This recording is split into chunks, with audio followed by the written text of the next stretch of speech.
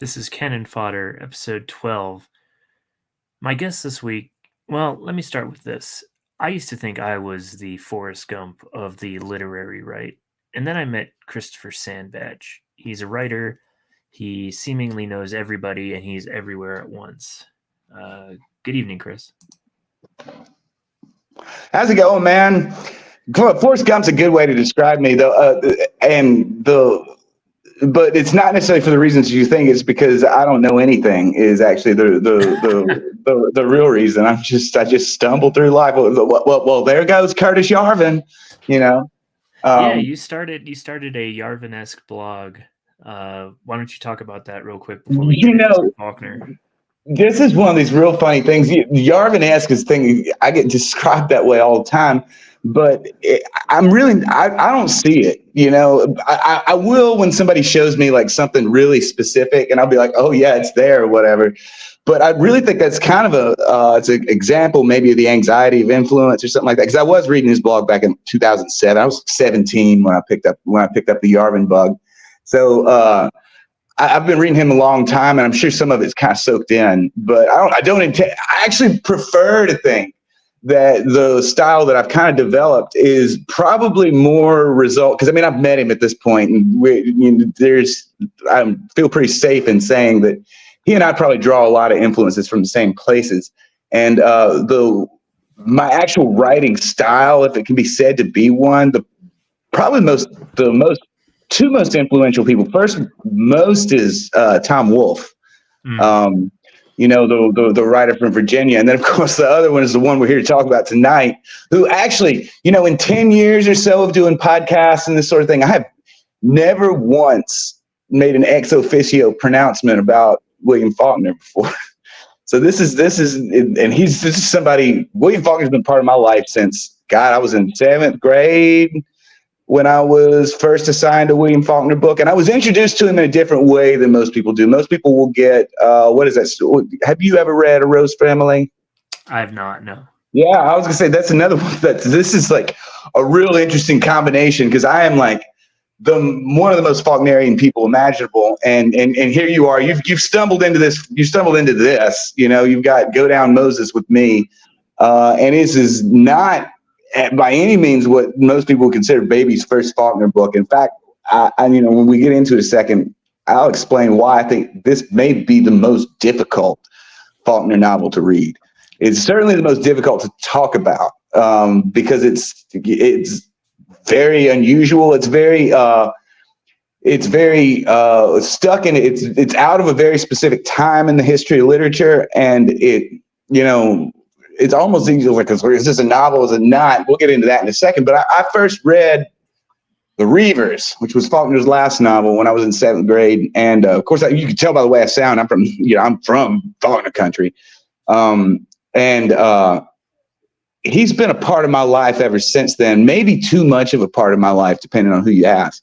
But real happy to be here. But anyway, the way people would normally go about reading William Faulkner first is I think they would be introduced. Most people who, if they've read any of him at all, they would be familiar with A Rose Family, which is a story it's a very short story and it highlights some of the themes that he's more famous, some of the more lurid themes he's more famous for. It's a story about necrophilia is what it turns out.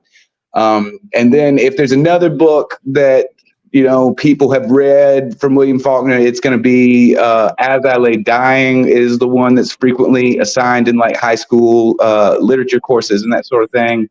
And even in college literature courses, I think the only 2 Faulkner books I was ever forced to read by a college course in the entire college curriculum were As I Lay Dying and then The Unvanquished.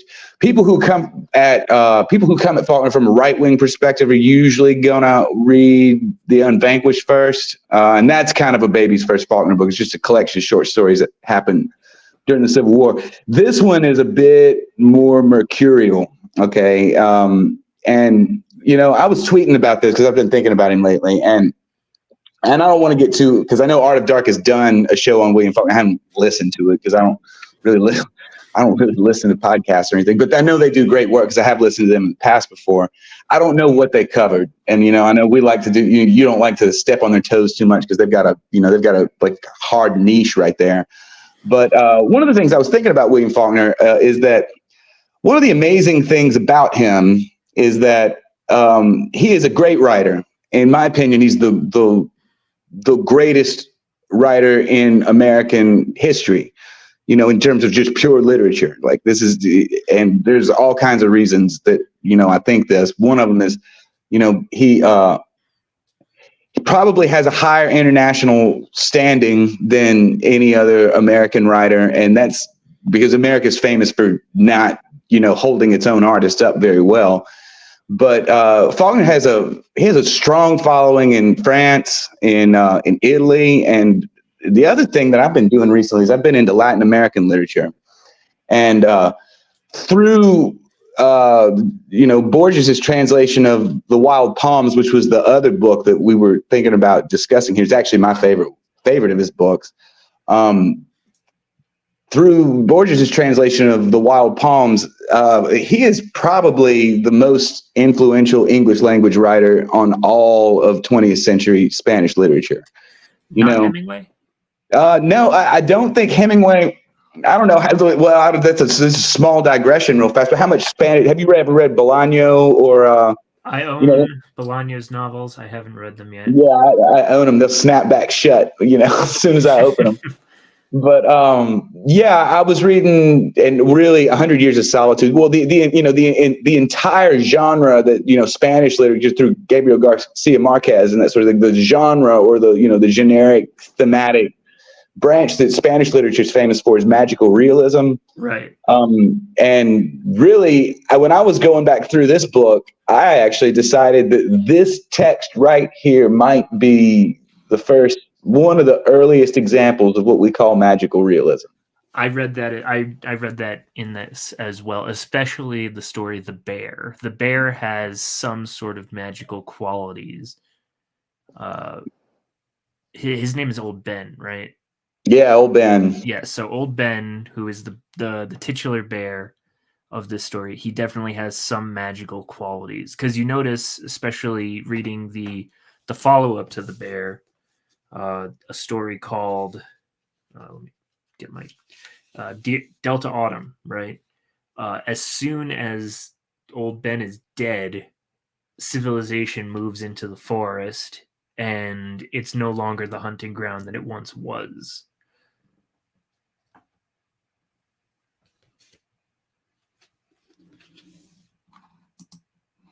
You there, Chris?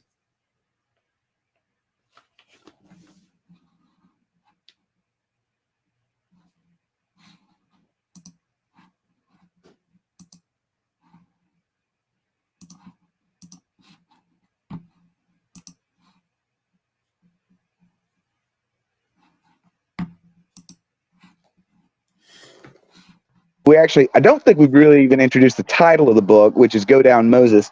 And, really my first question to you, because I have, I've been reading Faulkner my entire life, and I have strong opinions about this. Is this book even a novel?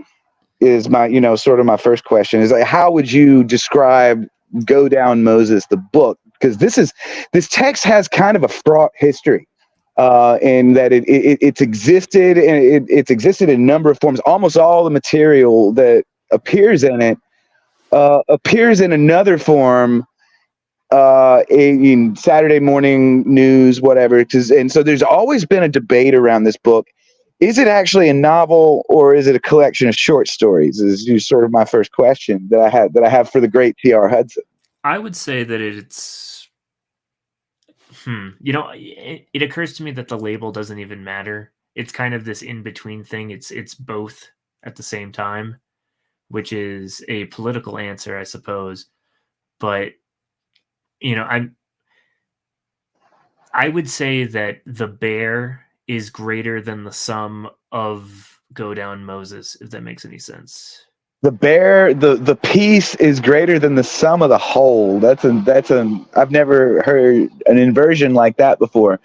But okay, now I'll tell you what the critics initially, and Clint Brooks is one of them. Clint Brooks is really the great Faulknerian scholar. He also doesn't really think it's a novel.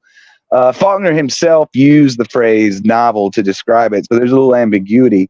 This book actually falls into the genre, and it's like kind of like a novella. You know, Mackey is always going on about it's a damn novella, you know. But but as a text, it really falls into a genre that doesn't exist too much anymore. Occasionally there'll be one. Bolaño's actually, I think he's written one. Borges certainly wrote several of them, and so this is another example of this sort of thing being transferred into Spanish literature. But it actually, if I was to categorize it, I would call it what is something called a short story cycle. Okay. Which is it's a genre that was very popular in the mid 20th century. The first one, if you're a reader of literature, you'd be very familiar with Dubliners by James Joyce. That's really the first one, and it develops out of what would be referred to in the late 19th century as, these are just kind of, because in the late 19th century people weren't really buying books, they were reading these things in magazines and that sort of thing. When people first started collecting short stories into volumes, the idea of structuring them this way didn't really exist. But there are a number of early examples of say texts that like collections where every short story happens in the same town or in the same part of the same country, or they explore similar thematic topics, or something like this. And it would be very hard to take something like, I think it's something called like County of the Tall Firs, or I can't remember the name of that book, but you'll run into these collections of regional literature that existed as like right whenever like the technology to mass produce bound books starts coming into for mass audiences starts really picking up. But so I'm gonna make a comparison. I'm gonna make a crude analogy. My comparison: this is kind of like Winesburg, Ohio, by Sherwood Anderson. We're about to get there, and the first person I think though that really manages to take this idea of a collection of stories that are about one place or about one theme and give them some sort of structure other than that is Joyce. And then Hemingway's got one I think we would call In Our Time that, yes. And then probably the most famous American early example is Winesburg, Ohio. And of course, Sherwood Anderson was a writer who was living in New Orleans at the time, and he only really wrote that one book. But Sherwood Anderson was very famous for helping other writers. And, Ernest Hemingway was one of the other writers that he helped. And also famously spurned him. Yeah, and then famously spurns him. And Faulkner is another one of the writers, because Sherwood Anderson was living in a city called New Orleans, and Hemingway would blow through occasionally. And Faulkner was actually living in New Orleans beginning in the 1920s. And Sherwood Anderson was affiliated with a magazine called The Double Dealer. And through that, he became very influential in the lives of some of these like very great modernist writers. So Sherwood Anderson, kind of goes in this category of a writer who's not necessarily great. He wrote one great book. He's not a great writer, but his legacy is really in the sort of career advice he gave to these like very great Southern writers, American writers, so on and so forth. Gave them a place to publish, gave them a place to get started. And so, just to give a real quick lineage of this book, this is really coming out of what Faulkner what we would refer to as Faulkner's high modernist era. So he's a writer. He wrote this awful novel about my hometown called Mosquitoes. It's terrible. He wrote a weird one called Pylon about a troop of traveling pilots, and then he embarks on this quest to write like these, he goes to France actually. I actually don't know the story of his life all that well, but he goes to France and he gets involved with Joyce and all these other people, and he starts writing these very strange, stylistically high modernist novels that are frankly very difficult to read. Very Gertrude Stein-esque, yes. Yeah, and I've never read a single word of Gertrude Stein, so I'm gonna have to take Neither your has word. anybody else. Yeah, I'm gonna have to take your word for it. But he writes in sequence, nearly in sequence. He writes this. He writes The Sound and the Fury, Absalom, Absalom, As I Lay Dying, and Light in August. And these are, considered to be, the big four Faulkner novels. And really one of the things that I do differently, and, I hate to slay the Twitter critics and everything, but one of the things I was saying about William Faulkner is that William Faulkner is a person that we think of as a great writer, but he actually doesn't really have many novels that I personally think of as total successes. So like when you say Sound of the Fury, I think Sound of the Fury is a great novel. It's about incest in American life. Anybody who tells you it's about anything else, they're wrong.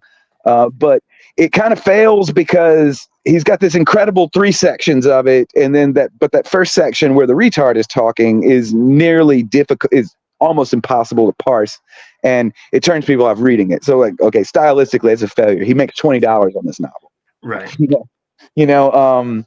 Then there's Absalom, which is, I think, the perfect one. Okay, this is one of the successful ones. There is Light in August, which I think is another one of the perfect ones.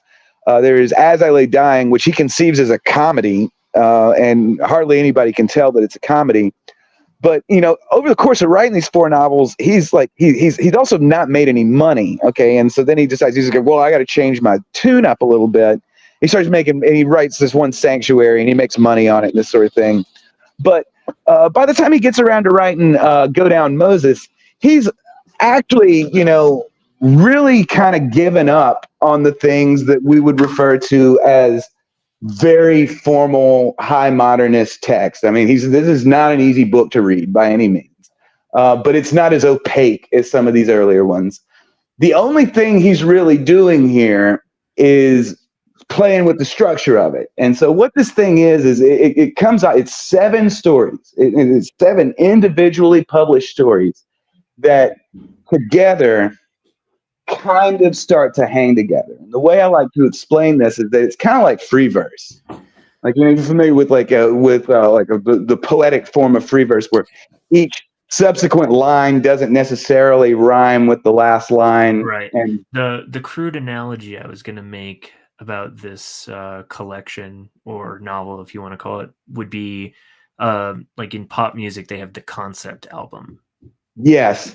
Okay. Concept album works. And I think it's the concept album in particular, the one that I think most approximates this thing that's called like a short story cycles. If you're familiar with Van Morrison's Astral Weeks, he is sort of very consciously trying to write one of these things that we kind of call a short story cycle. Right. Right. And the other, the other thing that we could kind of say is this is a bit of a jazz novel. And this is something that I don't know necessarily that people other than Christopher Sandbatch would tell you. That's why I have you on. Yeah. One of the things about Faulkner is that I have discovered, especially on Twitter and especially in contemporary life, nobody ever comes down to the South and asks people what they think about, this particular Southern writer. Y'all got it all figured out and y'all don't need any input from us. But this book is published in 1942 at a time when, the dominant mode of, the dominant musical form in American life is jazz. And jazz is kind of famous for, it has a very seemingly improvised structure. So there's a way in which you can read these 7 stories as though they're just slapdash together. And in fact, in a way, you're supposed to. You're supposed to think you're getting into reading, we've got this very first story. It's called Was, okay, and it doesn't really seem to be about anything, okay, and so what happens in Was? We've got this character, we've got these 2 characters, Uncle Buck and Uncle Billy. I think, Uncle Buck and Uncle Billy's their names, and these 2 old dudes in not the antebellum South, but they're 70 at the time, and they're the descendants of this character who has established a plantation in this town, in the vicinity of this town in Mississippi called Jefferson. The town's name is Jefferson. The county's name is Yawtnapatawpha County, which means river runs slow through flatland in Chickasaw. Okay, so we got these two old dudes, and it's kind of this comic story where they're eating breakfast, and there's a fox in a cage, and really the only thing that actually happens in this story is that we find out that this slave or this so this one is still an antebellum, yeah. This slave has run away, and the slave's name is Tomies Turl. Okay. Right. Now, the only thing that really happens in this story, though, is they go get the dogs and they go chasing down. So there's a number of things that are going on here. Faulkner's doing this bit that he does where he will, kind of take a lurid look at, Southern life a little bit. So up to this point, I think Gone with the Wind comes out in 1939, and Gone with the Wind is very famous for lionizing the Moonlight and Magnolia South. And, Faulkner's down here living in Mississippi, and he goes, no, we're going to do that. We're going to look at the dark side of it, too. And so we do have this very brutal, this comic story that is also very brutal, okay, about, this chase to go grab this character, grab this slave, Tomies Turl, and bring him back. There's a couple of things that we can look at here. There's also a tension between two families and the prospect of a wedding, right? You've got Buck, who is of the McCaslin family, and he's through some maneuverings, he's almost forced to, and I can't pronounce her name, but he's forced Sophan Siva. You need me on here to pronounce that. Sophan Siva. So he Buck is almost finagled into marrying her because Tomies Turl is on the Beauchamp land. This is a very difficult. It's a really hard way to open the book, in my opinion, especially me, a kind of Faulkner novice. Okay, you're right, exactly. This is actually, before we go any further here, I was going to point out, because you've never been to Yawtnapatawpha County before, have you? No one has. Okay. Yeah. I live in Yawtnapatawpha County, man. Okay, so yeah. The first thing, and this was a thing that was, because Yawtnapatawpha County is this fictional world that he's sort of created to set virtually all of his books in. But, it is true that he's not a very famous writer at the time. This is 1949. So like anybody who's picking these books up, they don't really know that there's an established mythology. Okay, so like if you Go Down Moses Today, if you look in the back, there'll be an appendix with all these genealogies and everything that you can use to follow these characters. A reader in 1942 wouldn't have that. They would buy this book and they would open it up and there's these characters. They would not be aware that they've stumbled into this text that actually has these very tenuous, almost cybernetic connections to these other texts that he's strung together. Okay, now up to this point in his career, the McCaslins have not been. They appear briefly in some of his earlier fiction. Even these two brothers, they appear in an earlier story called Barn Burning. But they've never really played much of a role. So really the only thing we know at present is that we're in this place in Mississippi called Yawtnapatawpha County, and we've got these two brothers, and they're going to chase this slave. Now this is another sort of fascinating aspect, because this is a very complicated formal ritual. If you're living in the United States at the time, you're being hurtled backwards into a social system that doesn't really make sense to you. It's like, first of all, there are these slaves here. Okay, so that's weird. We didn't see that was not in Gone with the Wind.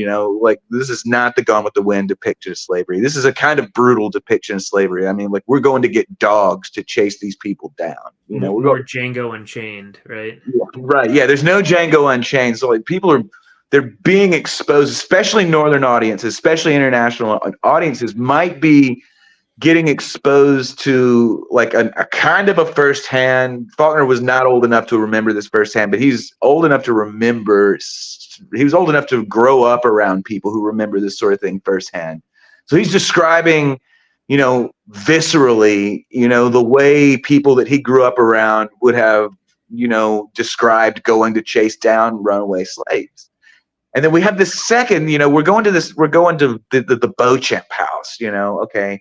And there's another aspect of the Beauchamp house that I really want to emphasize, which is that, the Safin Siba, this woman, she is insistent on this house that they're in being called Warwick, okay, because there's this belief, it's kind of a throwaway line in the text, but if you read it from a Southern angle, you'll notice that what's going on here is that this woman that, her unmarried brother lives with, she's named it after an English county, and she's living in this sort of fantasy that that her brother has some distant claim on the on the ducal title to the county of Warwick in Right. England. It's very much like there's a Southern sort of fascination with Walter Scott and especially Ivanhoe. And I think that's what Faulkner's playing with here, right? Oh yeah, you went straight to Ivanhoe with it. Yeah, I wasn't going to immediately introduce that because I mean, especially a lot of the listeners here, they probably have, and I know this because a lot of the people that follow me are very Southern, and they will kind of run along with this Cavalier thesis, that sort of thing for a while. But oh yeah, we're descended from the Normans, and Faulkner, that was a meme that was around in Faulkner's time, and he's kind of playing with it a little bit. He doesn't believe it at all, and it's very apparent he doesn't in this book. Yeah, he's kind of making fun of us a little bit with that. So okay, so we've got these slave. The slave has the slave Tomy's Turl has run away to go fornicate with the slave on another plantation, and there's this very slapdash race to catch Tomy's Turl before he gets there, because there's this implication that one of these guys is going to have to marry this old maid if Tomy's Turl gets there and manages to impregnate one of their slaves. It's like, okay, yeah, it's very literally they're depicting this as like almost the way you would handle an exchange if your dog got away and got somebody else's dog pregnant. Is like, what are you going to do for me in return? Now I got to take care of all these puppies. That's quite literally the implication. Okay, so this is brutal. Okay, this is a brutal introduction to a text. But it doesn't really, and it doesn't really seem as though you're hopping into something that's going to start unfolding thematically. But and we're not really told any of this. The only really interesting things I think that are going on here are that, okay, there's that bit about England. There's a kind of comic, brutal, sort of interplay in this, in this story. But the other thing that I wanted to point out about this one is that there are two families that are depicted here, and neither of them are reproducing families. Okay, you catch that? So there's these descendants of this, there's these descendants of this of this plantation founder, but it's two unmarried dudes, and they're brothers. There's a maybe small homoerotic, incestuous implication there. And then there's this other family that lives on the next plantation over that they're also not producing children. So we're being introduced to the Old South here, but the Old South is going to vanish right in front of us, because the important thing that we know here is that these plantation owners, these pre-war plantation owners, they are living in essentially the tail end of their civilizational lifespan. Something is about to change drastically. Okay. They're not reproducing.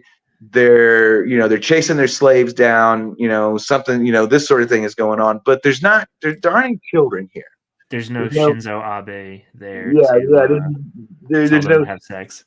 yeah, there's no Shinzo Abe of Mississippi telling them to reproduce. So there's a very important, there's a very potent social implication that Faulkner is introducing us to, which is that he's introducing us. We're in the Old South right now, but this is not a fertile land. Okay, this is not a fertile society. Something is about to happen to bring it, sort of to a conclusion. And then this story rapidly ends. Poof. Well, we do find, we find out that, this marriage does occur, and it does end up producing a child, who doesn't appear in the next story, but the formal thing that occurs here is that, this story ends, and then we move into the next story, which doesn't have really initially seem to have any bearing on the last one at all. It's like we've hard shifted into a totally other story that it does happen in the same place. And this story is called The Fire in the Hearth. And this is an interesting one. What did you do? Like, well, what are your general impressions of Fire in the Hearth? The first word that comes to mind is confusing. It's and I mean that with all respect to Faulkner. He's very dense language. He uses a lot of vernacular, and myself just being so removed from this in time and also space and culture. I will admit I had to go to Wikipedia to parse this one out. Well, everybody has to go to Wikipedia to parse,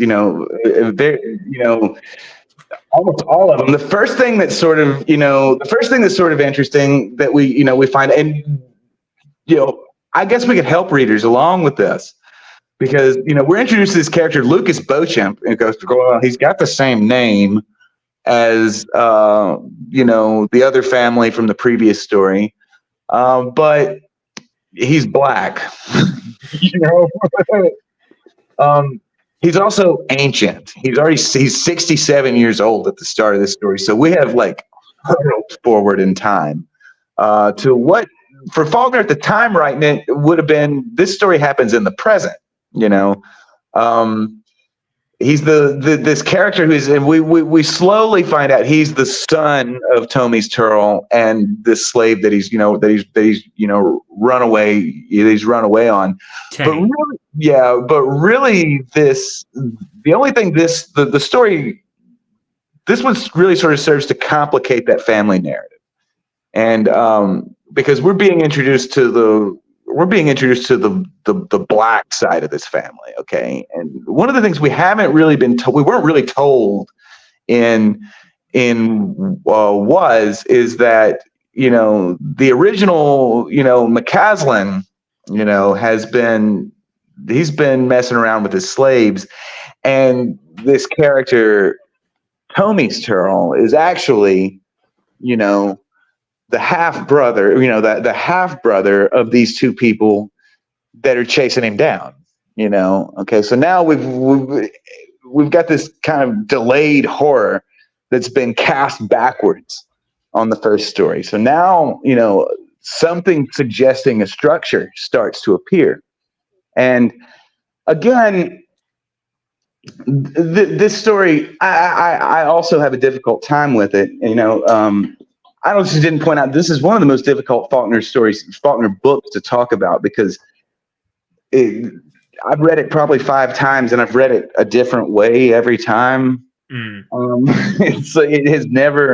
It's never unfolded for me exactly the same way. So I can't really tell you exactly how to read this book. The only thing I can tell you is that you can read it once, and you come back and read it a year later, and different things are going to jump out at you. It's got a structure that I think, in my own mind, I prefer to think that Faulkner is actually um, deliberately mimicking the movement of the Mississippi River, which is sort of famous for meandering through. It doesn't have a set course. It kind of starts in Minnesota and it flows down and it ends in New Orleans.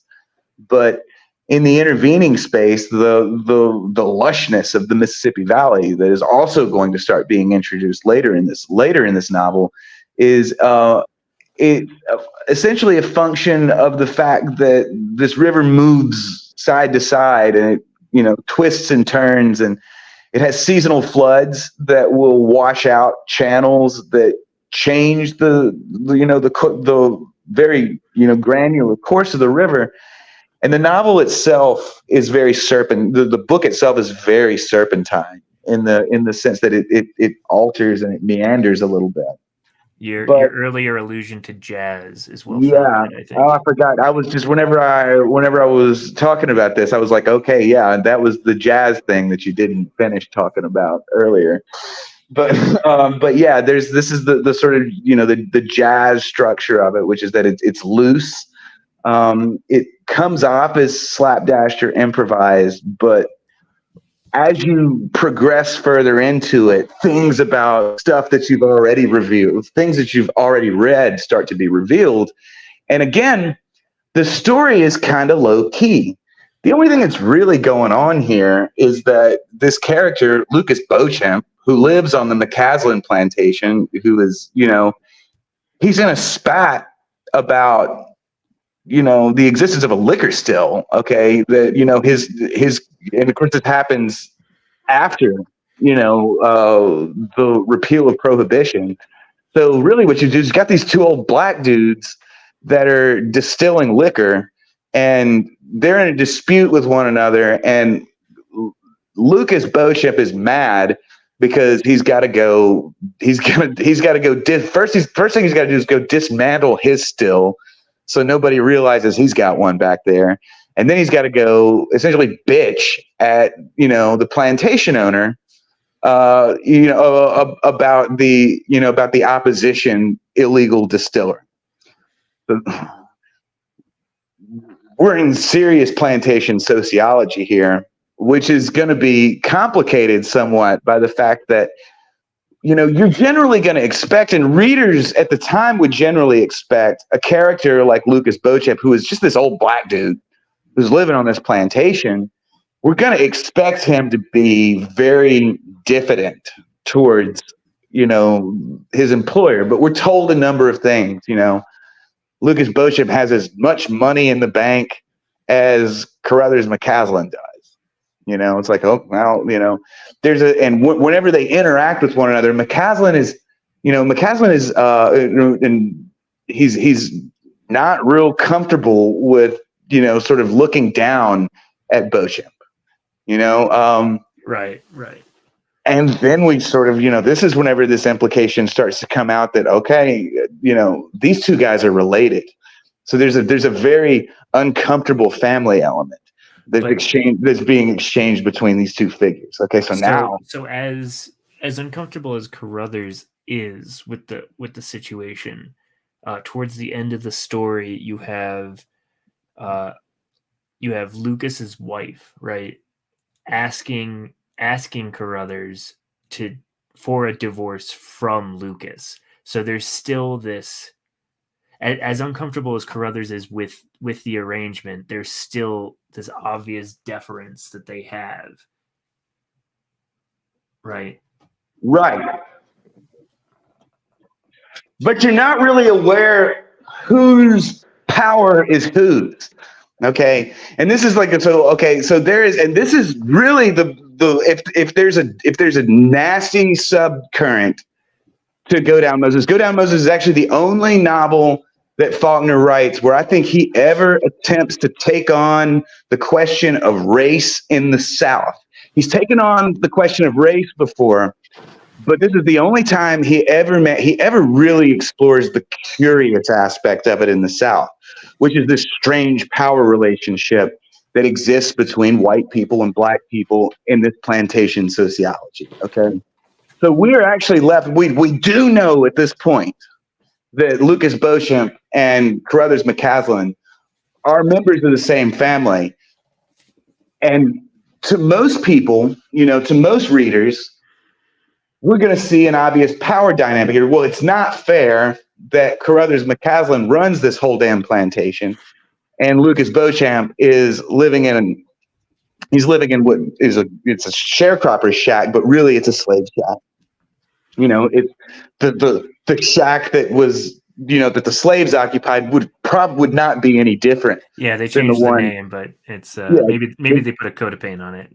Right, exactly. But then we also have this question: is who's actually really in charge here? Because Lucas Beauchamp doesn't really seem like he's got too many issues with this arrangement, and there are a number of things in his life that he's very comfortable with his life. He's got as much money as he wants. He's got he's got food. He's got to do this work, but it keeps him busy and this sort of thing. And there's this interesting patriarchal blowback that starts to appear on the white branch of the McCaslin family. Okay, so like this concept of a divorce between these two people that in every other part of the world, and even biblically, would be considered a question between husband and wife. McCaslin is in this position where he has to make this call about another family. Okay, this is not his family. So like and it's not a family formation that he's being asked to weigh in on here. He's being asked to like sort of by fiat allow this woman to separate from her husband. So it's like, it's putting on its head the idea of that Southern paternalism that was very popular, especially in the wake of the Civil War. Right. And especially, and Fodder's playing with this before, and you hear very frequently this claim that comes out about how, well, slaves actually had it pretty good. Black people working on the plantation actually had it pretty good. Faulkner is politically very jumpy. He's very difficult to suss him out politically. He appears to kind of be leaning in here, and he's like, okay, I'm going to let this one go. I'm going to go, instead of talking about how bad the racial relations in the South are for Black people, he's going to start coloring in the nastiness, the things that it did to white people. Okay, puts them in this position where they're, they have this domineering position in society over a thing that they shouldn't have. Okay, and that the implication early on here that's going to be teased out later is that there's a corrupting aspect to being able to have this power over someone. Like, so right. Again, the title of this book is "Go Down Moses." Okay, so like we're in a very biblical world. When you did the first episode of Canon Fodder, Prude stole my opening line here, which is that you can't read William Faulkner without knowing the King James Bible. So like we have to understand that this is that this is an extra biblical power relationship that we have here. This relationship between this man and this wife should be between them, but it's being triangulated by this third party that has an unnatural domination over the other that really starts to corrupt them a little bit. Right. And then this story ends too. Yes. And the third story that we move into is this story called Pantaloon in Black, which is, it doesn't seem to have the most any straightforward of the stories in the collection. Right. And this one, literary critics that have talked about this particular story have wondered why the hell it's even in there. Okay. It's like, what is he doing? Is he padding his word count or something like that? Now, this one's a relatively straightforward story about this character named Ryder, who, if I remember correctly, it's not even really clear if he's living on the same plantation. He is. Maybe on he's on the McCaslin plantation, but we don't know if he's really related to anybody. Yeah, he's not related to anybody. Because again, I'm a new critic. We need the text to explicitly tell us that he is before we can assume that he is. So he's not related to him. He's just this black dude whose wife has died, and he kind of goes into this emotional rage, and he buries her very quickly. And over the in the course of his rage, he gets involved with this other this swindler, this other character, and murders him. And then he gets taken to jail, and he goes crazy in the jail cell, and a bunch of white people come and lynch him. Okay, now this is we depending on which way you look at it, this is Faulkner making a very explicit political comment, possibly for the benefit of northern audiences who might be starting to get a little vexed with him. Okay, so it's like, oh, okay, there we go.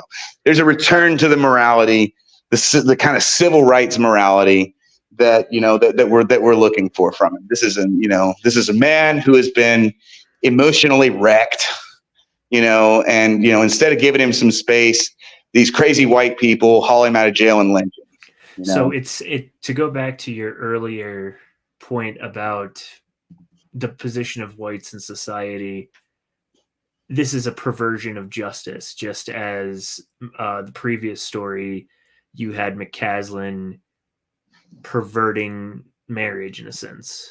Right. But there's also, to introduce a class dynamic, the white people who are doing this lynching here, these are not the McCaslins. Okay. Right.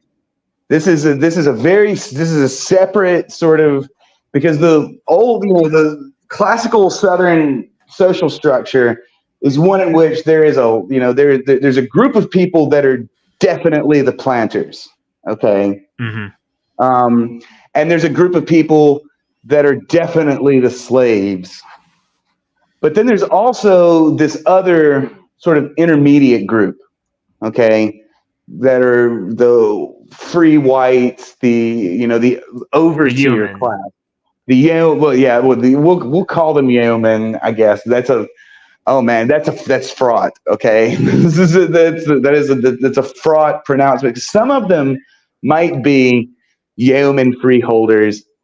Some of them might be people who would not have owned land, and they would have been white employees of the McCaslins, whose only job is to really oversee the blacks. Okay, and this is a group of people whose they don't necessarily have any imbued power. There's no visible symbol of their power. They're not in the big house.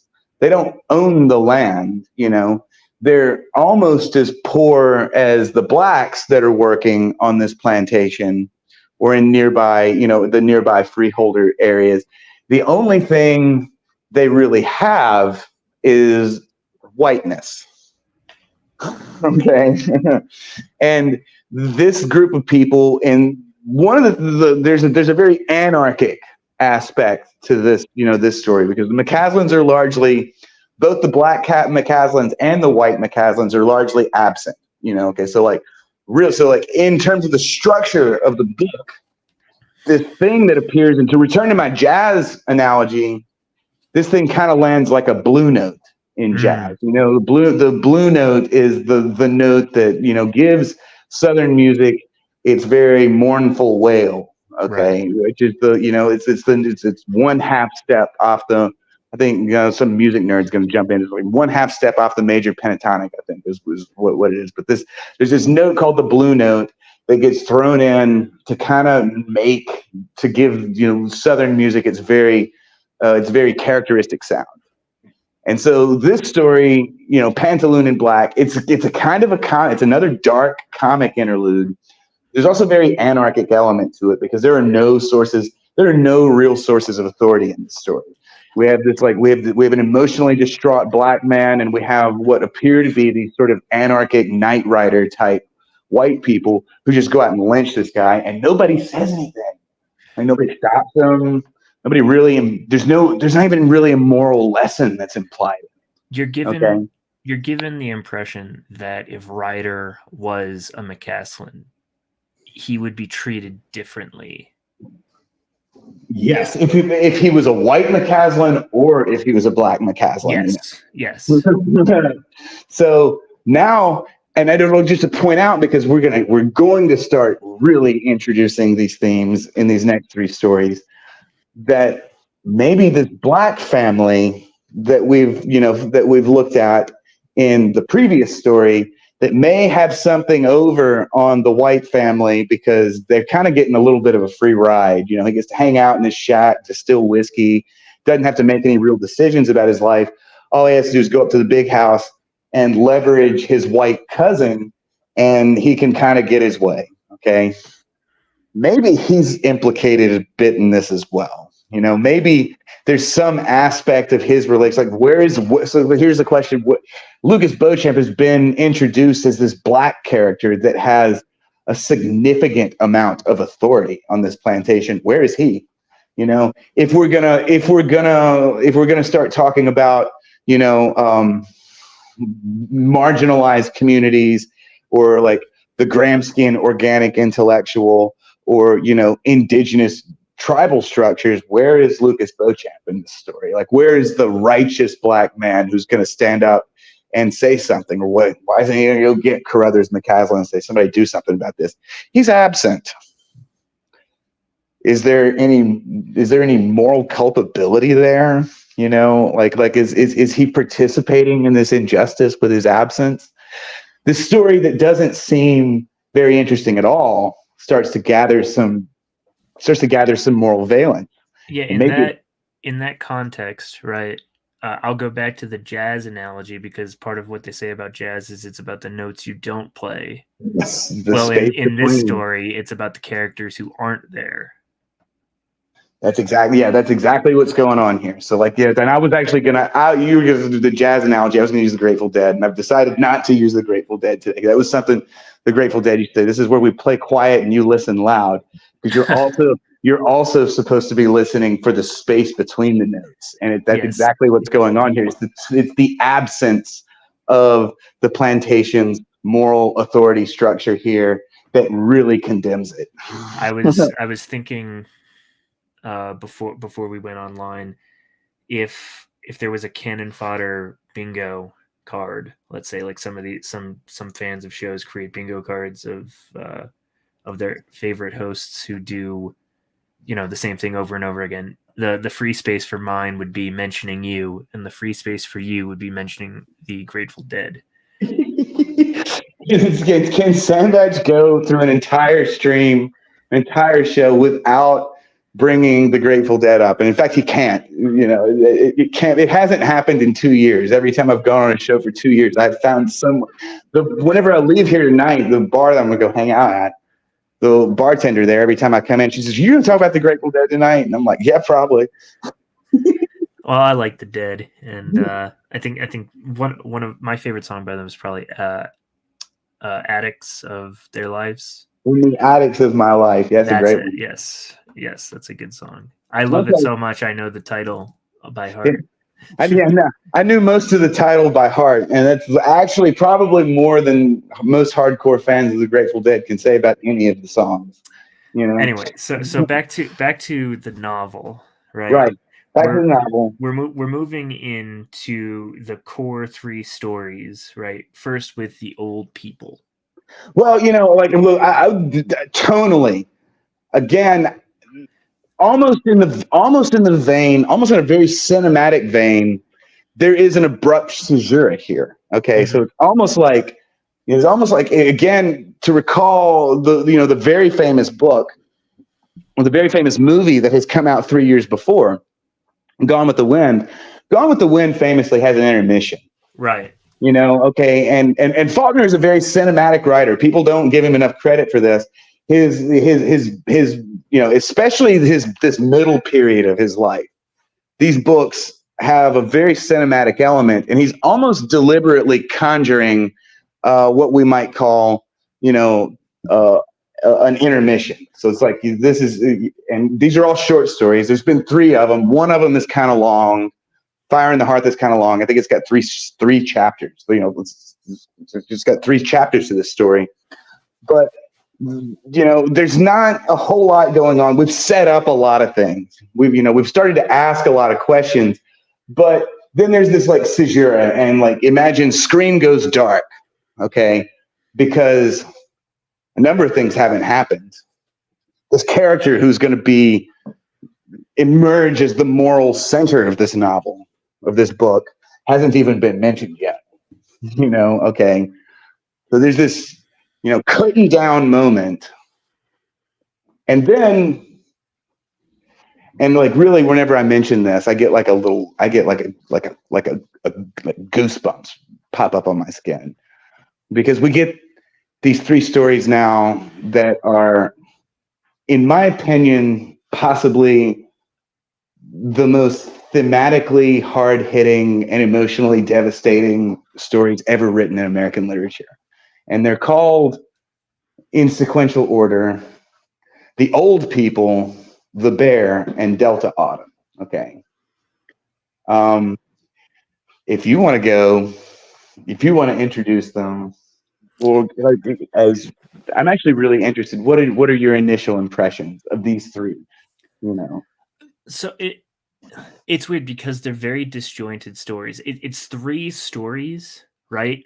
But cut into two pieces, if that makes any sense, right? So you've got The Old People, and the first half of The Bear are very much about the hunting lodge, right? And the way that the hunting lodge works, and it's almost like this Eden-esque place, right? Then Old Ben the bear dies, and it's suddenly about Isaac McCaskin's. He sees what his family has done, both to the land and to the black members of his family, and he rejects it because he sees it as impure, right? Yeah. So he's living with his family's sins, and by rejecting the plantation, he also rejects having children, and thus rejects passing on those sins to anyone else. Right. Okay. Now, anybody who's listening to us and has never read this book before, the stories that we've been talking about prior to now, and really, I kind of conceive Canon Fodder as like, this is why you should read this book. Like, we're making an argument for reading this book rather than really telling them what's in it. The themes that you just outlined there are like the last 10 years of political discourse in America condensed. Right. Yes. Yes. And there's an environmental element that is incredibly important to me. There are not many I'm a type of person.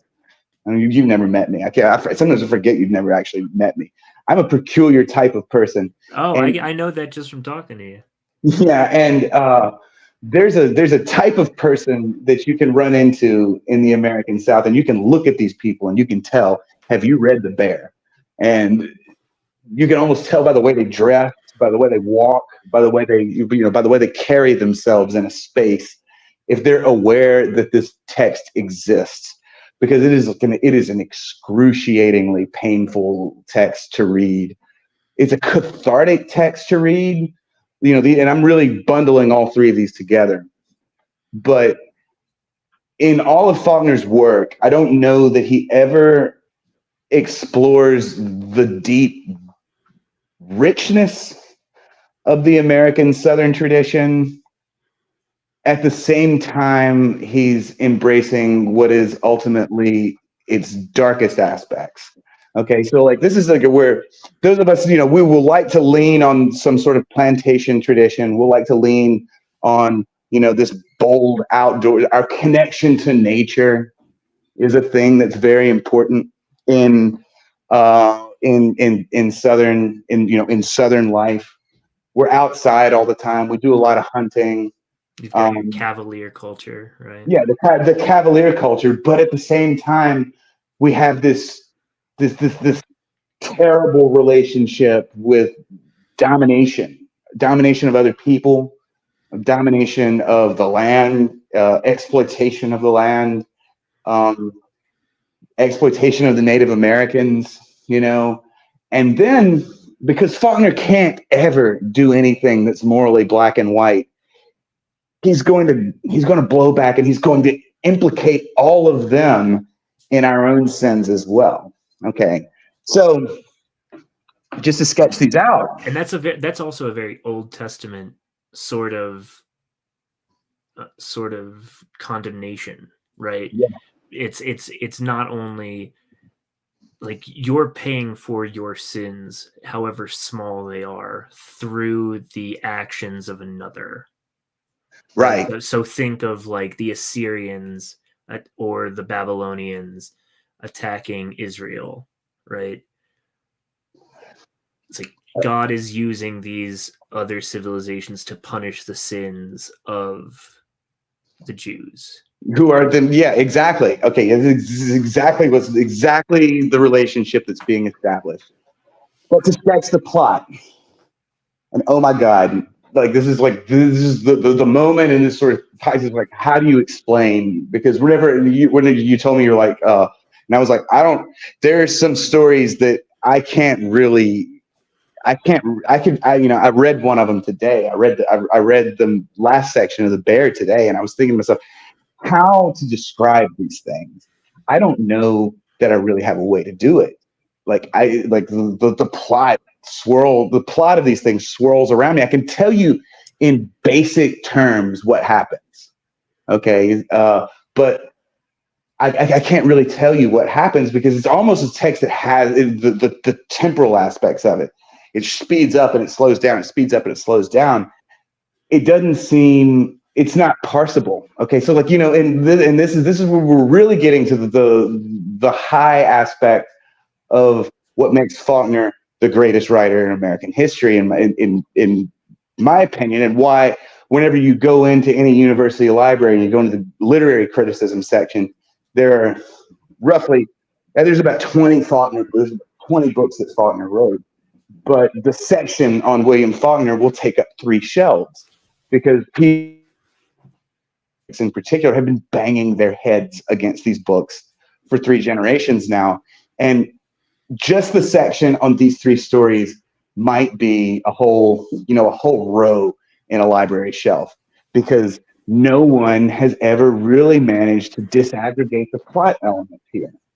So really, in my opinion, all we can really do is kind of explain who the characters are and kind of what they're about doing. So, right. So in the Old People, you've got Sam Fathers, right? He's half Chickasaw, half black, right? And he runs the campground for Major Despain and the McCaslin family, right?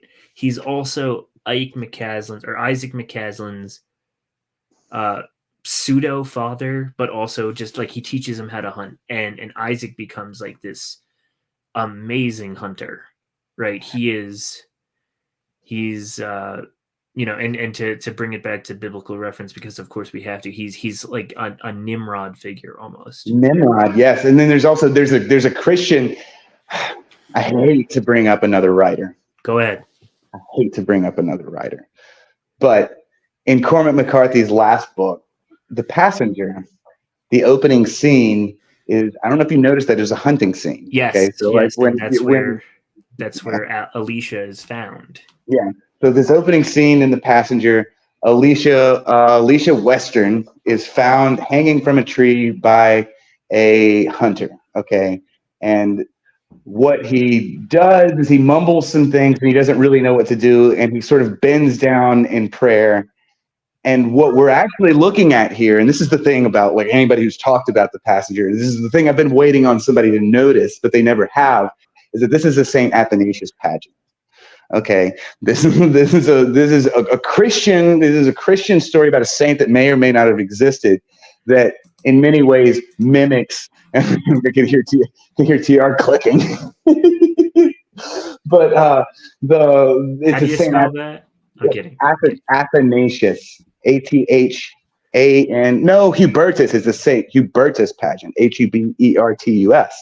And so in the Saint Hubertus pageant, in the Saint Hubertus story, we find this character who is like he suffers a tragedy early in life. He's an aristocrat. He suffers a tragedy early in life, and he becomes a hunter in the woods. And he's visited. When he is in the woods, he is visited by this white stag that transfigures into the Virgin Mary and gives him advice about what he should do with his life. But he also has this choice whether or not he's going to follow it. So, like, really, again, just to tie this in, because I really don't want to spoil too much of these stories, because it's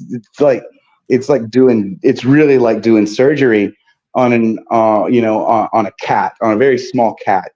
Anything you touch, anything you tell the reader about it is going to affect their perception of it. Mm. But again, you've introduced these two characters, Sam Fathers and Ike McCaslin. Ike McCaslin is the one we hear about first. He's a young Southerner. He's a young Southern man at the beginning of this story called The Old People. And he participates in this old Southern tradition of going out into the woods in Mississippi. So they leave Jefferson, or they leave the plantation, and they go out into the woods in November. And I don't know, I hope a lot of the listeners have had the opportunity to go out into the woods in late November or early December and experience the dull, bleak beauty of them. Okay, this is like, it's cold all the time. It rains, it drizzles. And really, we're left to, imagine that the point of this thing is that these men who live in, it's almost we're really establishing the manor bund concept here. Okay, so like these men from this town that are members of these few families, because this is a very sparsely populated area of Mississippi. All these families know one another. They leave their settlements and they go out into the woods and they hunt. And they don't bring food with them. They bring whiskey with them. They bring horses with them, and they bring guns with them. And they don't do anything for weeks except shoot animals, eat them, and tell stories around a fire.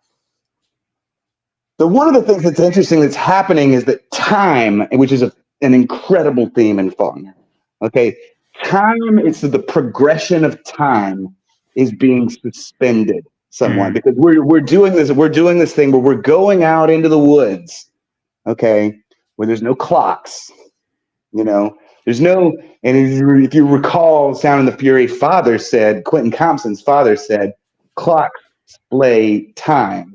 And in fact, Quentin Compson's father from Sound of the Fury is one of the people who's out there in The Old People. Okay, there's this character by the name of General Compson who's got his little kid there. General Compson's little kid is Quentin Compson's father, who tells Quentin Compson in Sound of the Fury that clocks slay time. Okay, so that's amazing. There's this incredible suspension of time that occurs. So we're outside of it. We're outside of human time. And what really my favorite historian, and really what a lot of mid-century theorists would call natural time. Okay, so there's historical time and there's natural time. Right. Historical time is told by clocks, calendars, work shifts, this sort of thing. We've left it. We're suspended. We've gone out into the woods. But this natural world that we've gone out into is vanishing. Okay, and that's where this figure, the bear, starts. This figure, the bear, starts to emerge. But before we get ahead of ourselves, Ike McCaslin is young. He's like, there's this, like, the tradition of the child that doesn't wear pants yet. He would have been, in those like little blouses. You see pictures of, Winston Churchill when he was a kid, and he looks like he's dressed like a woman. That's how you dress men for a while. Okay. And then he gets a little older, and he's allowed to his in, because, his father was 70 when he was born and couldn't really do much. And he kind of grows up with his cousin, his much older cousin, but he's just this kid that's theoretically going to inherit this McCaslin plantation. But the figure that he cottons on to as like an authority figure in his life is kind of this, again, we're going back into plantation sociology. this very strange relationship between the master of the house and the people that work for them. And Sam Fathers, who is the character that is his kind of mentor figure, is a very difficult figure to cotton on to because he's not black and he's not white. He's half black. He's Chickasaw and he's black. Interesting name, by the way, Fathers, right? Right, exactly. He's the half he's this half Indian, half black child of a slave and the last king of the Chickasaw Nation. Okay, and interestingly, here, how does he become the last king of the Chickasaw Nation? Because he enters into a bargain, with a white man who came up from New Orleans with a French architect to buy all of the to make a deal for all of the Chickasaw's land. Well, that was his father. Yeah. It's not made explicitly clear who this person is. That's made who this white man that's made this deal is. But if you've read Absalom, you know it's Thomas Sutton, who is the mythological figure who is born in Virginia, goes to the West Indies, makes he's in Haiti for the Revolution, and whenever he flees Haiti, he brings this French architect with him, okay, and he goes and he makes this doomed deal, he makes this tragic deal to try and with sheer willpower raise this kingdom in the Mississippi wilderness. And the person he gets his land from is Ikematu's father's father. It was Ikematu's father. And Ikematu, what was his name? His name means doom. Now this story, like this novel, this collection of stories has now expanded laterally into, like, I hate to use this analogy, but the Marvel verse, like the entire library of William Faulkner's work. It's definitely the center of a spider web of his novels. The entire body of work that William Faulkner has worked on up to this point in time is present in these three stories. Okay, so Ike McCaslin is a child who was taught to hunt by Sam Fathers, who is a half black, half Indian son of a Chickasaw war chief. Okay. And the worst part about it is, right, and this ties back into who Ike or Isaac, I think it's interchangeable, it's Ike and Isaac, but who he becomes. Sam Fathers was sold into slavery by his own father. So that original sin, right, it carries over the themes of sin and of the perversion of the land through the perversion of family. Right.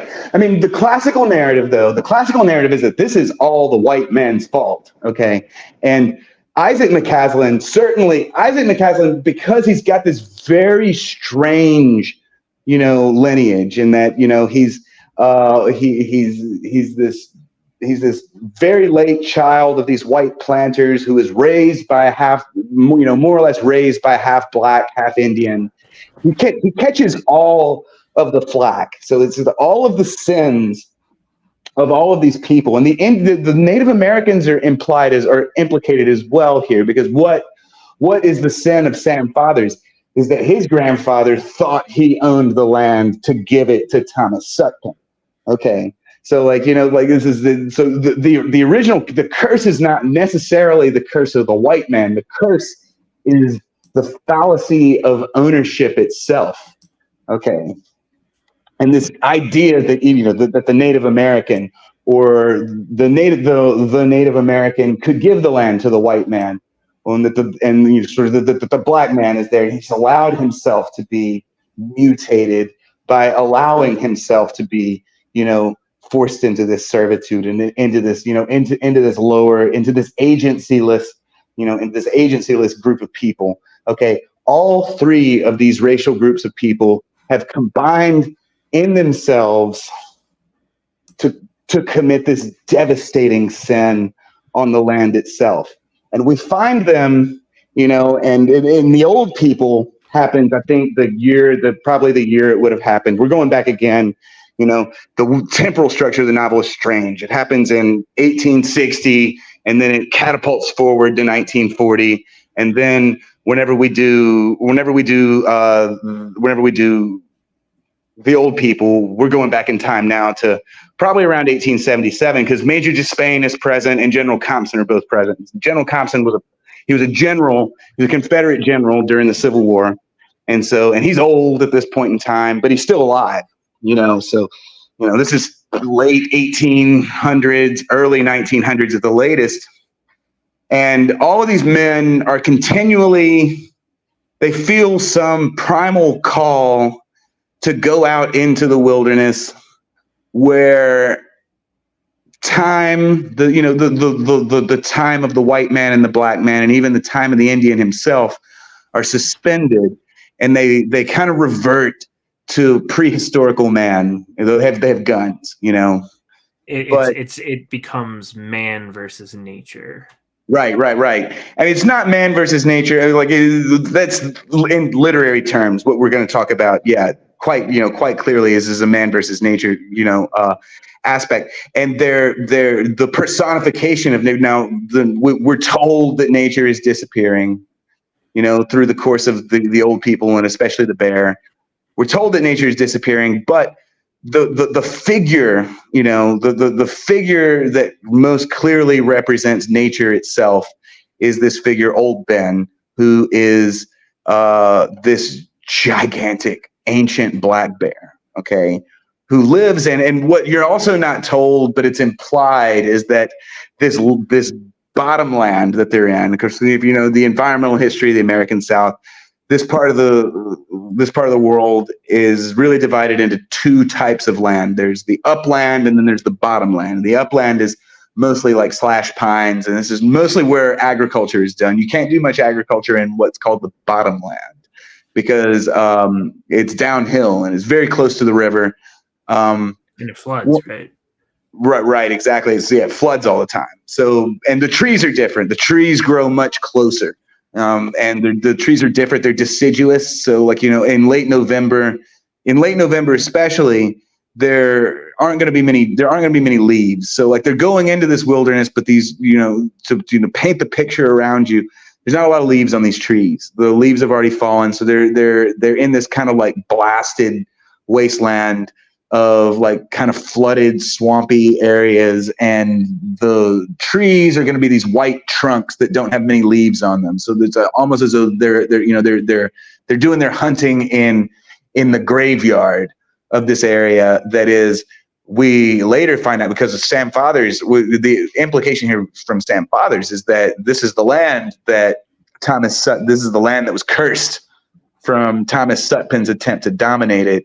And at that point in time, no man has been able to dominate this land. So it exists pristine. It's this kind of forgotten kingdom in which, again, time is suspended, and it's not ruled by the white man. It's not ruled by the black man. It's ruled by this primal figure of the bear, who no one can kill. And this is the tapestry that these three stories, sort of happen against. And the general trajectory of it is towards this inevitable confrontation with the bear. You can almost, from the moment in The Old People, whenever Old Ben is mentioned, there's very little question that this story arc culminates in an encounter with this bear that is going to be decisive.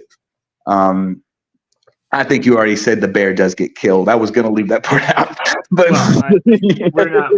I don't do spoiler culture. I don't either. Yeah, I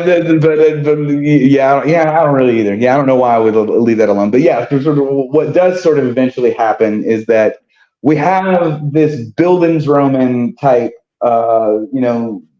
type story arc where Ike McCaslin is taught by Sam Fathers to be a hunter, and then he acquires another mentor whose name is Boone Hogenbach.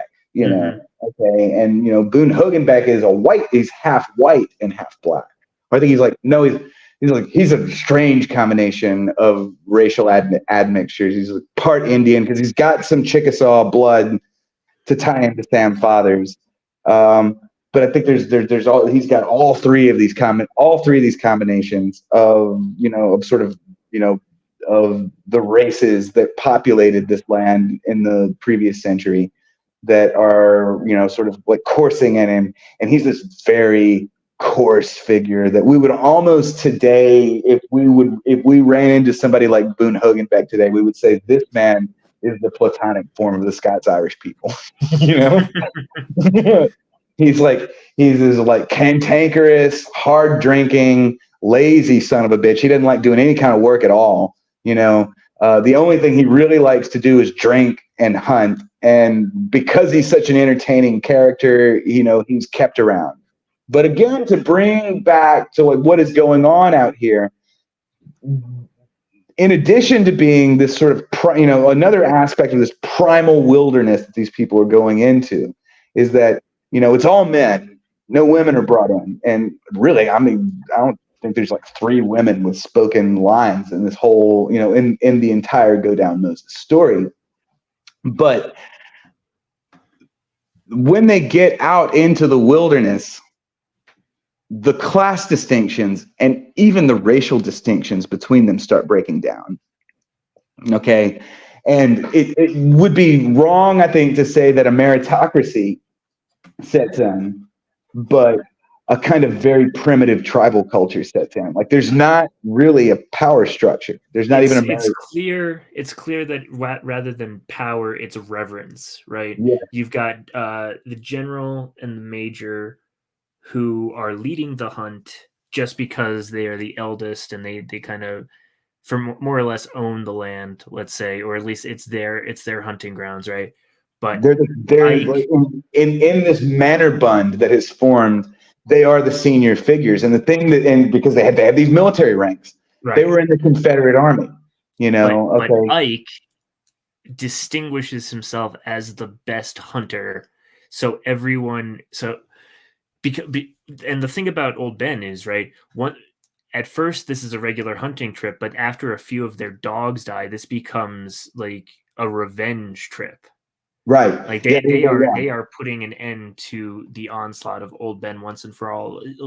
I mean, like especially in our circles, they use the word Faustian a lot, but this is a Faustian hunt. Like they are not coming back until this bear is dead or they are all dead. Right. Yeah. Normally they stay for 3 weeks and they leave, but after their dogs are killed, they go get another dog. They get like we need to get us a bigger, meaner dog. And so they go into the wilderness. They find this wild dog, a wild Airedale Terrier. Okay, so there's some interesting things going on here. The fact that it's an Airedale Terrier means that it's an English dog, whereas a Scottish dog that has wandered off into the wilderness and become half tame. They can't kill this bear with their own civilized nature. Right. They need a morphed creature to help them. They need Boone Hogenbeck, the racially morphed character, and they need his environmentally morphed dog to be the ones that do it. And it's interesting both. So Lion is the dog's name, right? And his life is tied to Sam, but let's say Boone Hogenbeck's sanity, right, is tied to Lion's life, right? Because at the end of the hunt, right, the Old Ben is dead, right? Lion is mortally wounded and he dies, and due to this, Sam also dies. Right. And Boone stays in the woods and he is more or less dead, right? Because he stays out there for a very long time until the hunting party comes back years and years later, and he's still there and he's a shell of his former self. He's actually displaying a lot of the traits that the McCaslin family is displaying, because he hunts squirrels, and then as soon as he thinks somebody's going to touch them, he's ravenous over them. He's like, no, these are mine. Right. So he is tinged with the sin of ownership as soon as the bear and as soon as the dog die. Right. This man who doesn't own anything. But it's one of these things that are more important. Like, how in the Hemingway novel, Garden of Eden, people have noticed that there's like really strange gender morphing, character morphing. Yeah. The distinction between these characters breaks down.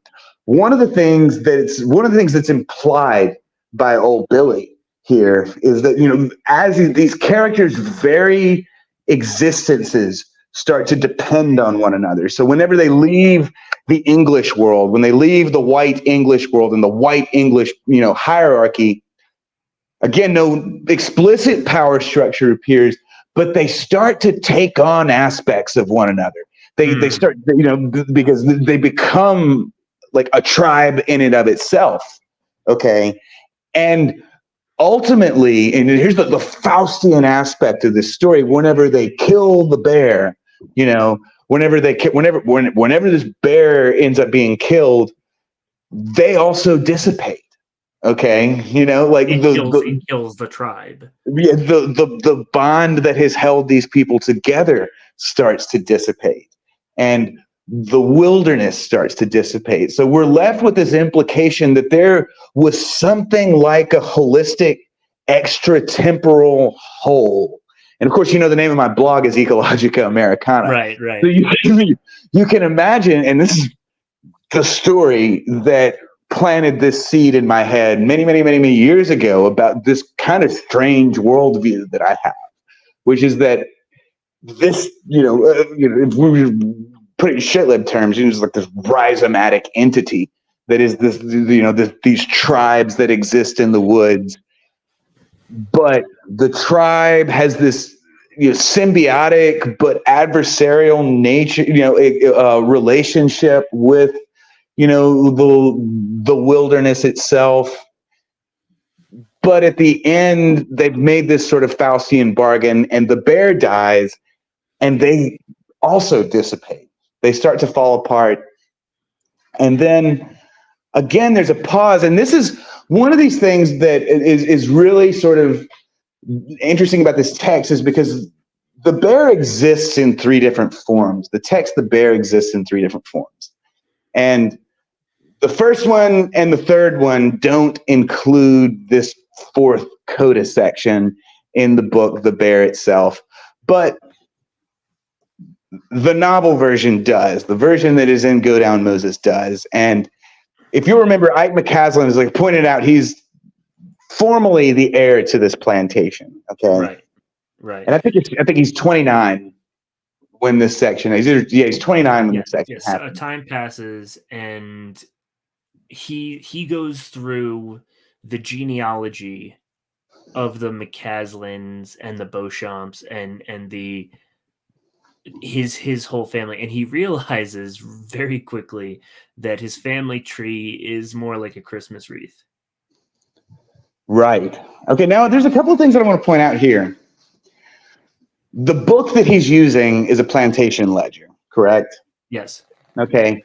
The plantation ledger, and this was probably the peak of my academic life, was whenever I was in grad school, I used these very same plantation ledgers to assemble something like a theory of what I got at the time, I called it capitalist time, that was being imposed on this natural structure. Okay. That was abrogating this concept of natural time, where, days and seasons and, the fluctuations of the stars are the things that you use to tell time. And we move into this world where this ledger, this written ledger, this linear written ledger that captures some information but leaves other information out, and becomes the only readable, the only legible thing that we sort of have to tell past from. And, for people who like the work of Marshall McLuhan or something like that, there's a very talismanic There's a very talismanic, occult aspect to these plantation books. When you read them, when you see one, they almost seem to crackle with strange energy. Okay, because there's something very queer about them. Whenever you open one up and you read it, because it's very similar to like cracking open a medieval. I mean, anybody who's ever handled medieval manuscripts could tell you the same thing. When you look at these things, there's something very odd about them. Okay, but he's gone and he's gotten one of these things and he's reading it. Okay, yeah, and this is, you almost want to think William Faulkner was doing acid, because this is the only point in this whole book where the language that Faulkner uses breaks down into the kind of staccato, amorphous, unpunctuated, uncapitalized, free-form, almost unreadable shit that he's famous for. I was like, this was the section that I was going back and reading today, and somebody was trying to talk to me, and I was like, I would like to have this conversation now, but I really can't because I'm reading this book and I have forgotten how difficult this section is to actually read.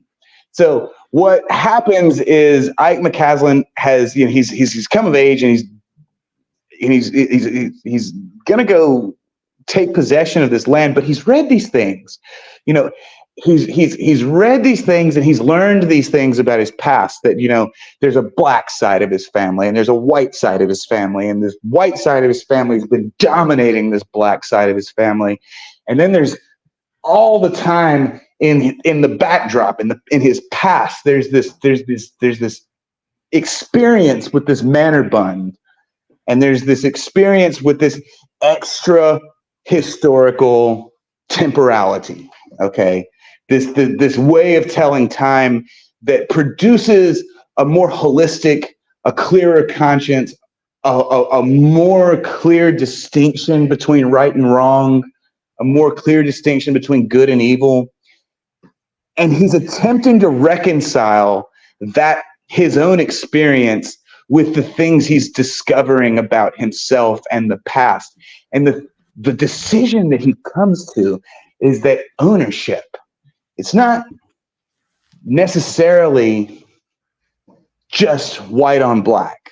It's not necessarily just white on native. It's not necessarily just, these groups' physical domination of one another. He comes to the conclusion that the root sin of all of these peoples is ownership itself. Okay, this idea that you can go into the wilderness, that you can carve out a piece of it, and you can say, that's mine. As soon as you do that, you have corrupted your soul. He's very concerned about this. You've not only corrupted your soul, you've corrupted the land itself. You kill the bear every time you do that. Right. You kill old Ben over and over and over again every time you do that. And he makes this decision that is the moral crisis of the novel, of the book.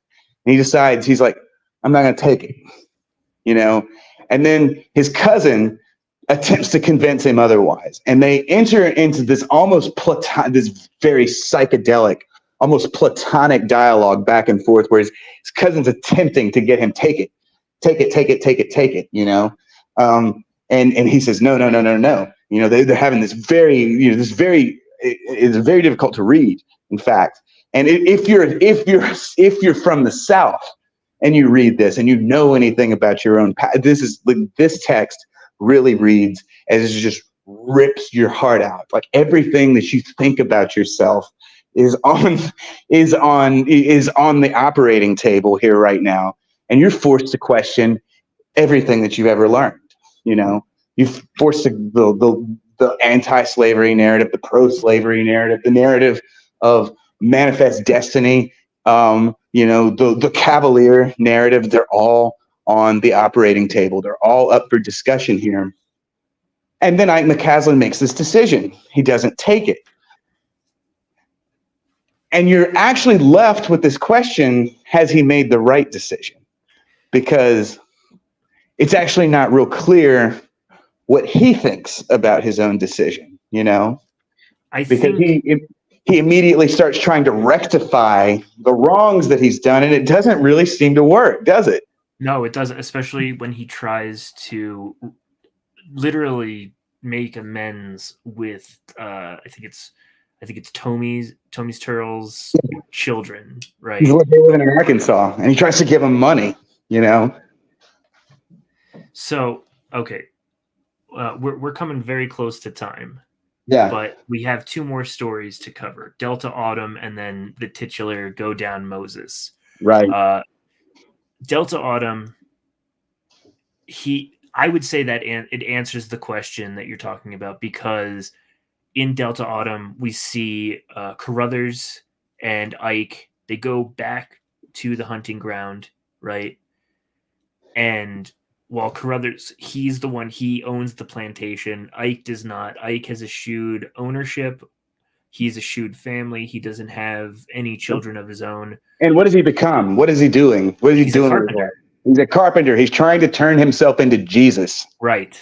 So is what he's doing. But Carruthers, meanwhile, he allows the corrupting force of the plantation to overtake him, and he himself takes a lover from the sharecroppers on the plantation. The black ones. Yes. Right. The black ones. But there are a number of the Delta Autumn really serves as a coda to these three stories. And the important thing I think to notice is that, yes, okay, we do discover that the McCaslin that takes ownership of the plantation is unable to break this cycle. Okay. And this is really where the moral question of whether or not Ike McCaslin has made the right decision comes into play, because we're left with this question: if Ike had taken the plantation, could he have done something different?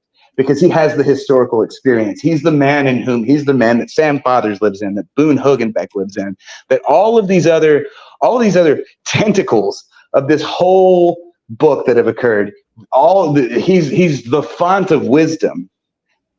And we're left with this question: has he abrogated, and that's a very Faulknerian word, has he abrogated his responsibility with asceticism? Okay. Has he, he doesn't have any children. He's poor. They go back out into this camp, and it's not the same. The magic's gone. And we're left in at the end. He realizes this vision. His failure to reproduce starts to really dawn on him. Starts to realize he's the last of his kind. There won't be another one. That modernity, much the same way that Sam Fathers was. Right, exactly. And modernity is Sam taking Fathers, over. Sam's father, because Sam Fathers, of course, is not quite Chickasaw and not quite black, but this other third thing. Right. But there's nobody left to tell these stories. There's nothing left but the corruption. Roads are in it. Roads now go into this wilderness. We're sleeping in a nylon tent. Cars exist. Telephones exist. Nobody remembers General Thompson. They're discussing the war in Europe. Right, yeah. World War II has come. There's nothing left of that world. It's gone now, except for this one lonely old man who's there to tell the story. And he has to live with the consequences of not taking ownership of himself, of his inheritance. And he has to live with the question: could he have done something different had he taken this property? See, I see it as different, right? Because you see Carruthers, he kills the doe, right? He kills the female deer, whereas Sam and Ike in the old people, right? They come across this great, king of the forest, like 14-point buck, right? Just like this amazing deer, right? And yeah, that deer is reverence. That deer is the one that whenever I think about magical realism, that's the one. The one, yes. Sam Fathers called grandfather. That's that may be the moment for the entire genre of magical realism right there. Right. And so while Ike has that reverence, if he would have taken the land, I think that would have corrupted him, and he would be the one shooting the doe at the end. That's the open moral question of this entire book. It's like with all we, and it's interesting that you have a slightly different interpretation of it, because this is, again, we're in Faulkner's world now, and nothing is cut and dried. You're not going to get a clear moral. You're just going to get a very difficult question to answer. And that's the cliffhanger, the main plot of this book. The main plot of this book ends on. It's why if there's a reason you should read this whole book, it's to get to that point and answer that question for yourself. You know, what are the possibilities here? Of course, and then that story ends, and we've got the last one, the titular story. Yep. So go down Moses, right? Samuel Beauchamp is on death row. He's filling out the census form before he's killed, and he names the county as where he's from, right? He's in Illinois at the time, so he's obviously he's left Mississippi, but Mississippi hasn't left him, right? And the family curse hasn't left him, but we've got, his lawyer comes, Gavin Stevens, right? Stevens. Yep, he's tasked with finding Beauchamp, right? But he arrives too late. Right, he shows up too late. Now, look, this story, I've never really been able to figure out why this damn thing's in here. I see it as the closing out, like it's the final nail in the coffin of this twisted family tree. Right. It's like the last, like every member of this family is trapped in the tendrils of the original sin of the original white owners of the family. Now, what's interesting is Gavin Stevens is not a member of the McCaslin family. Oh, definitely not. No, he's kind of consequential. He becomes the focalizer in the remainder of Faulkner's work. And I don't like to get extra textual here, but if we know, I said that there's always Faulkner's books tend to fail technically. I tend to commercially, let's say. Well, commercially too. Yeah, they tend to fail commercially as well. But technically, they tend to fail. Like, he's a great writer, but there's always a flaw in his books. And I think the introduction of Gavin Stevens in this book is possibly a flaw. Okay, because I mean, it's cool that and the important thing I think is that we see Gavin Stevens, who he has no Confederate connections. Mm-hmm. He has no connection to this land. He's a man he's a city man. He's a lawyer. He's got classical education. He represents a transition into like a historical epoch in the South that we generally refer to as the New South. So he's a new Southern man, and he doesn't really have any connection to this Old South, this denouement of the Old South that we've been witnessing for. So there are many ways I think Faulkner is writing this book in response to Gone with the Wind. I think you want to know what I think? Yeah, I do, because I think this is like I've never been able to make sense here. I think Stevens is Faulkner. Oh man, now that's an interesting. He's a lawyer. He's like a sort of detective, and Faulkner also points out that this guy's a biblical scholar. Yeah. So what is Faulkner? Yes, he's a writer, but he's telling these tales. It's everything. Gavin Stevens is everything that Ike McClaskin wasn't able to pass on. Yeah. He's uncovering this story that Ike wasn't able to pass on. Yeah. Okay. Now yeah. That's interesting. Me as a historian, I've never been able to read it that way. But I can see this because this is one of the things I've never liked Gavin Stevens and he appears in almost all of Faulkner's work after this. I've never really liked him that much. And the thing I don't like about him is he seems kind of neutered. he's not ever really a participant in the event. And like when he tries to do something, he always shows up too late, you know? And that's his role. He's the storyteller. He's the scribe, and Right. that's what Faulkner's role is here.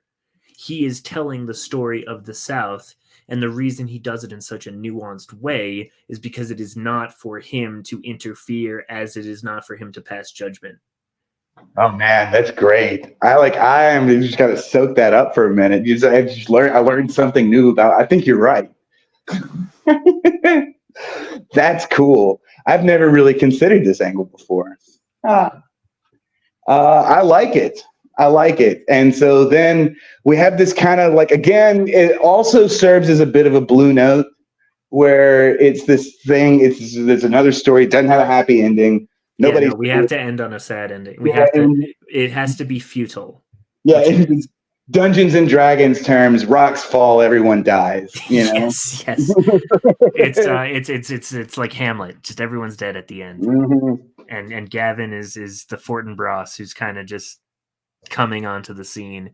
And then to bring also Hemingway, because when the first time I read A Farewell to Arms, I got to the very damn end, and I'm like, we're gonna get a happy Hemingway ending, and then it all falls apart in the last 3 pages. We get the worst one. Yeah. Oh man. Well, I think that's it. But then there. Well, just to go back and just to grab the structure again real quick, because now we've gone through the whole thing. I just want to grab the structure and say, really, if we're going to talk about this as a unified novel, what we really have is, instead of a linear novel, which I think is interesting, because this is one of these things you need to look at whenever you're looking at high modernism. You have this linear novel normally where you read this book front to back. This one actually has kind of a sandwich novel where there's 2 slices. There's slices of bread on either side, and the meat of it is in the middle. You know, almost the entire moral structure of the novel happens here in the middle. And then you have, on the 2 ends, you have like they're almost book covers, you know? Right. So that's the real technical innovation that goes on here. And wow, I'm kind of glad we did this. This has been awesome. It's a very difficult book. It's extremely difficult, and if you made it this far, I just want to say thank you, and I hope that we've given you enough reason to delve into this. Right. Chris, I got really excited, but yeah. Where can people find you? How can they find more of you? Oh, you can find me at Twitter. You can find me on X, formerly Twitter, at Sandbatch, and then you can also find me. Now I'm back on Substack. I used to be Esoteric Americana. Now I'm Ecologica Americana, because I'm really writing from the center of this novel now. That's kind of my new. This is the thing I've always wanted to do. Kind of kick politics aside, and I'm like really trying to write out of the center of this book, Go Down Moses, that we talked about. And it's kind of I didn't really mean for it to happen this fortuitously. You know, it just kind of worked out that way, which is cool. Like, this is the Go Down Moses is, if we're being really, if you want to get to the heart of Sandbatchism, this is my favorite book this is my favorite book ever written. And it's very important to me. It impacted me. And so now I'm writing this entire framework of American history out of this story of Ike McCaslin in a very strange way. And yeah, I mean, that's all I can say about it. I am wiped out. This was awesome. I definitely have to have you back.